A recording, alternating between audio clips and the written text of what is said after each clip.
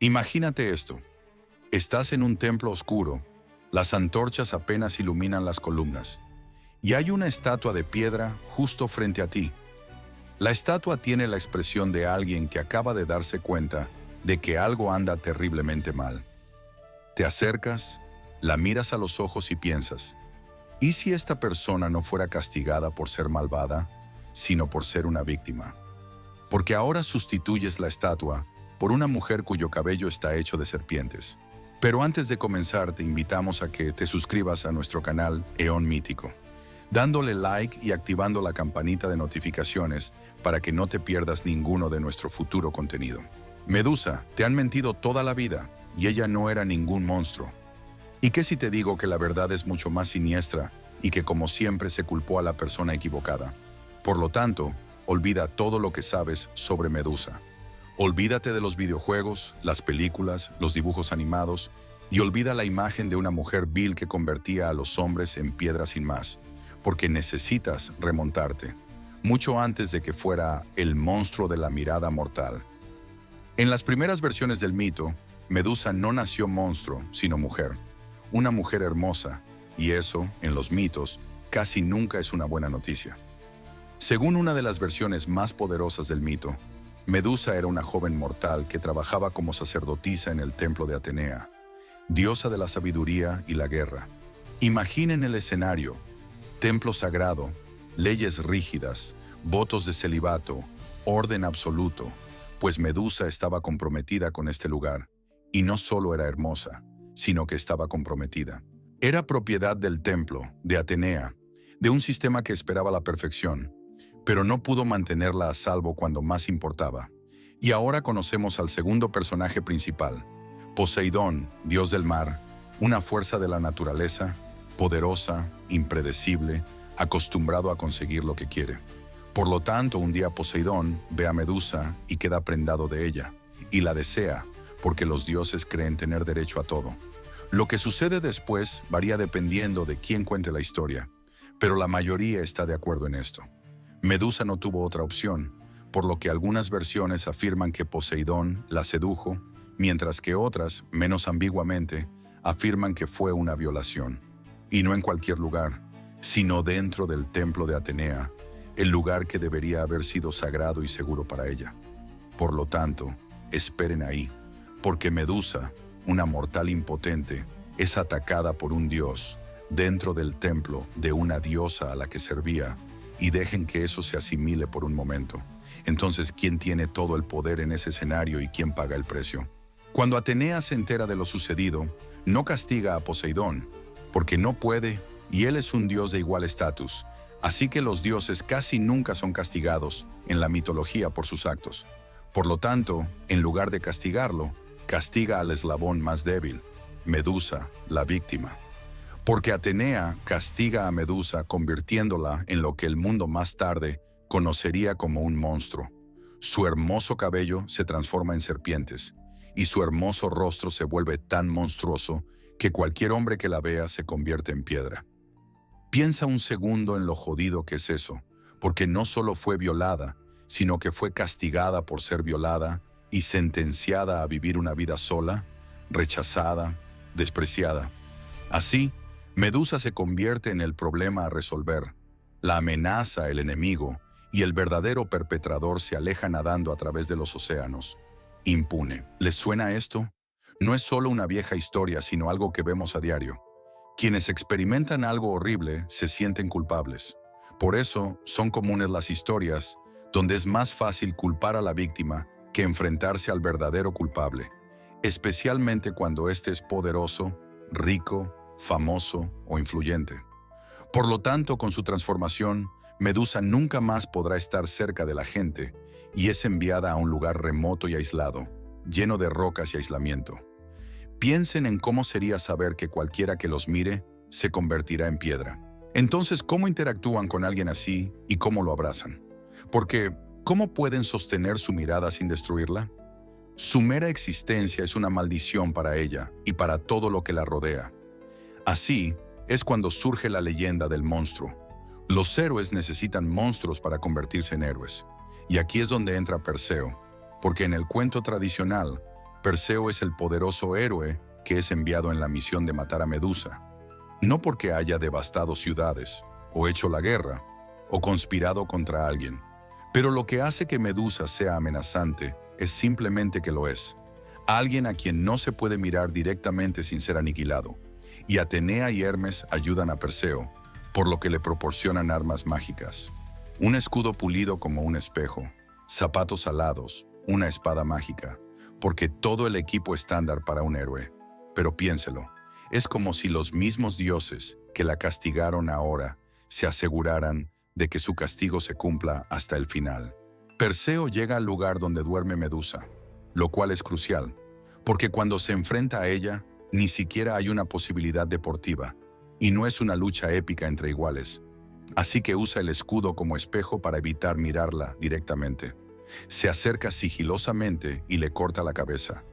Y así es como todos aprendimos la historia. El héroe que mata al monstruo. Pero si te detienes a examinar los detalles, comienza a sentirse menos como una victoria heroica y más como una ejecución.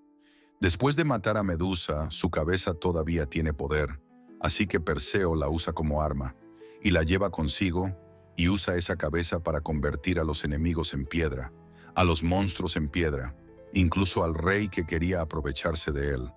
Porque Medusa, incluso muerta, sigue siendo útil para los demás, y la víctima se convierte en el arma, y el trauma se convierte en una herramienta para que otros obtengan lo que quieren.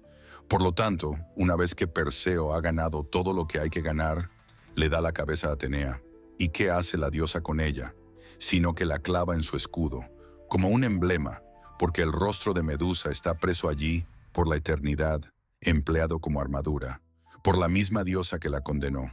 Y aquí es donde el mito empieza a sentirse muy diferente si lo miras de otra manera, porque puedes ver a Medusa como un simple monstruo asesinado por un héroe, o puedes verla como una mujer que fue violada, culpada, condenada al ostracismo, masacrada incluso después de la muerte, explotada. Así que la pregunta que es interesante no es ¿cómo murió el monstruo?, sino ¿quién decidió que ella era el monstruo? Así, en algunas interpretaciones recientes del mito, Medusa se ha convertido en un símbolo, porque es un símbolo de personas que son demonizadas por algo que les sucedió, en lugar de algo que hicieron. Es un símbolo de mujeres y hombres que son abandonados a su suerte y sufren las consecuencias de la violación, la violencia y la injusticia, mientras que los verdaderos perpetradores siguen viviendo sus vidas, ilesos como los dioses de los Juegos Olímpicos modernos. Y eso es aterrador, porque de repente la historia de Medusa ya no parece un mito lejano, sino demasiado cercana a la realidad.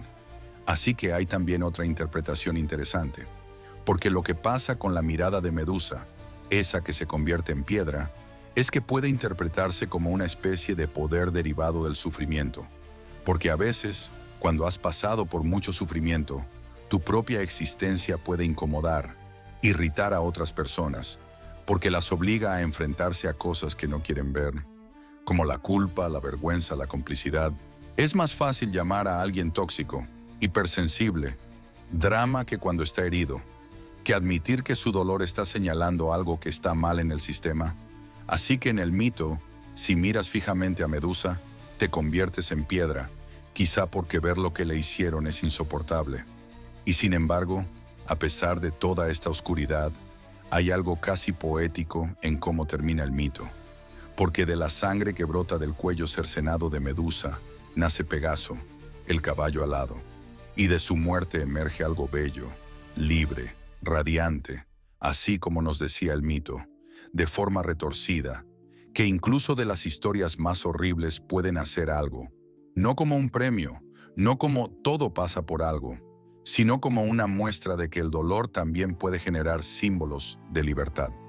Y si regresas al principio y relees la historia con todos estos detalles, Medusa deja de ser solo la mala y se convierte en un espejo incómodo, porque nos hace preguntarnos a quiénes llamamos monstruos hoy en día y quiénes son esas personas que el sistema prefiere señalar antes que admitir su propia culpa. Entonces, ¿cuántas medusas hemos visto en la vida real, Personas que primero fueron víctimas y luego blanco de culpas, odios, chismes, cancelaciones. Por lo tanto, lo irónico es que siglos después, muchos han comenzado a ver a Medusa no como un símbolo de terror, sino de resistencia, porque algunos la llevan tatuada y otros la usan en el arte, la moda, los discursos. Ya no es solo una amenaza, sino una declaración. No me callaré, no me harán sentir como un monstruo por algo que me hicieron, y eso marca la diferencia. Así que la próxima vez que escuches el nombre de Medusa, quizás no solo pienses en un monstruo con serpientes por cabello, listo para convertirte en piedra, sino que quizás pienses en la joven sacerdotisa, el templo, la violación, el castigo injusto, el héroe que no fue tan heroico, los dioses que actuaron como si la justicia fuera opcional, porque quizás te preguntes cuántas otras historias hemos tomado al pie de la letra, simplemente porque fueron contadas desde el punto de vista del ganador. Así que, al final, depende de ti cómo quieres verla. Como el monstruo del que te enseñaron de niño, o como ese del que casi nadie habla, el de una víctima convertida en leyenda para justificar la violencia ajena. Y quizás, solo quizás, la verdadera pregunta no sea si Medusa era un monstruo, sino con qué frecuencia la historia ya ha hecho lo mismo con seres humanos reales, sin que lo supiéramos.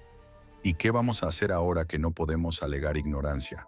Porque esta es una pregunta que debemos hacernos, y debemos pensar en las implicaciones del mito de Medusa, y cómo se relaciona con nuestro propio mundo y nuestras propias experiencias, para que podamos aprender de él y podamos tratar de crear un mundo mejor, donde las víctimas no sean culpadas y los perpetradores rindan cuentas. Por lo tanto, debemos seguir haciéndonos estas preguntas y debemos seguir buscando respuestas, porque esa es la única manera en que podemos crear un mundo donde la justicia sea verdaderamente opcional y donde las víctimas no se conviertan en monstruos.